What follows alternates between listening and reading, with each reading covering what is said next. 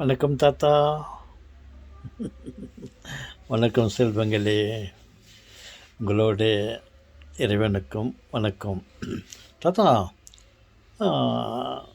ஒருத்தர் என்கிட்ட அதிகமாக பேசினேக்கிறாரு. தர்ம சங்கடமாக இருக்குது. அவரிடமிருந்து நான் கழண்டி கொள்ளவும் விருப்பப்படல.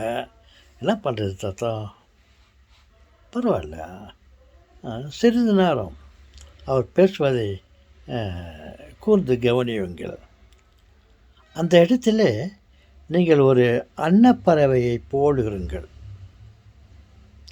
அவர் கூறுவதெல்லாம் நீங்கள் ஏற்றுக்கொள்ள வேண்டும் என்று அவர் விரும்பினாலும், நீர் அந்த இடத்துல ஒரு அன்னப்பறவையை போடுகிறீர்கள்.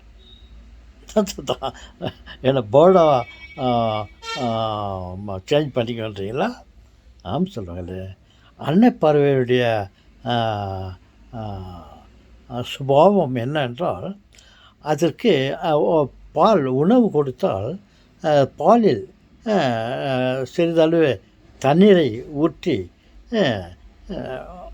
அதற்கு சாப்பிட வைத்தால், அது அந்த பாலில் கலந்திருக்கும் தண்ணீரை விட்டுவிட்டு பாலை மட்டும் அது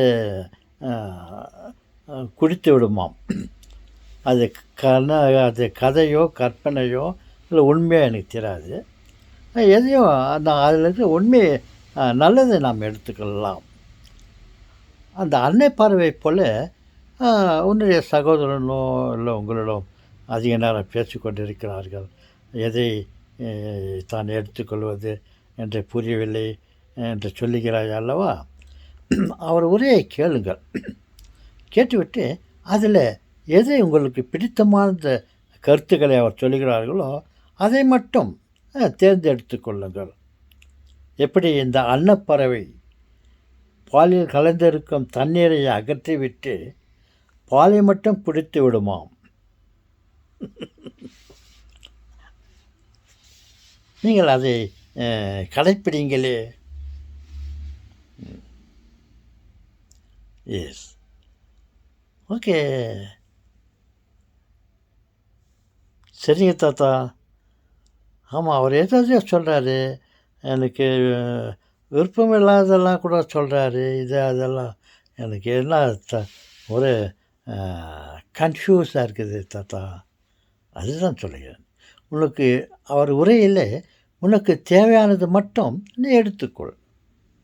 எப்படி அன்னப்பறவை பாலில் கலந்திருக்கும் தண்ணீரை அகற்றிவிட்டு வெறும் பாலை மட்டும் சுவைத்து விடுகிறது அல்லவா?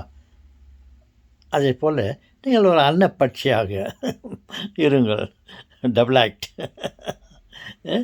நீங்கள் அன்னப்பறவை, ஒருவர் டபுள் ஆக்ட். சரிங்க சொல்லுங்களே.